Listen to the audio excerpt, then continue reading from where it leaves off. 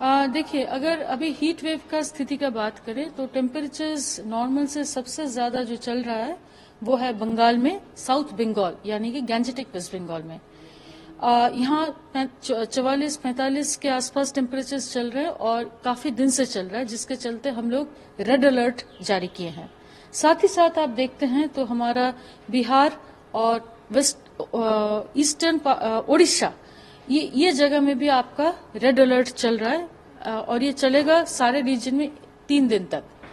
झारखंड में अभी आज से हमारा अलर्ट थोड़ा कम कर दिया है, यानी कि येलो अलर्ट में ही चलेंगे, मगर बिहार और उड़ीसा और बंगाल 3 दिन, और उड़ीसा बंगाल स्पेशली आपका गैंजेटिक वेस्ट बंगाल 29, 30, 1, 2 तक आपका सीवियर हीट वेव के वार्निंग रहेगा। अगर हम पेनिनसुलर इंडिया के ऊपर आते हैं तो हमारा कोस्टल आंध्र प्रदेश, आपका रायलसीमा, तेलंगाना, इंटीरियर कर्नाटका, इन सभी राज्यों में अभी 1 से 5 दिन तक हमारा हीट वेव का स्थिति जारी रहेगा।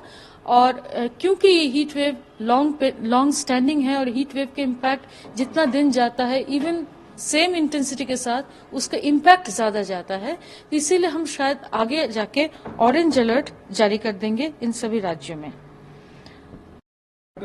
In many areas of India, would you like to tell us which part will factor more in upcoming days? If you look at the heat wave, main region affected by heat waves, it is East India, with slightly less intensity over peninsular India. This is in line with our monthly forecast, with our seasonal forecast, which had predicted that heat waves are likely to be more severe and more intense over these regions.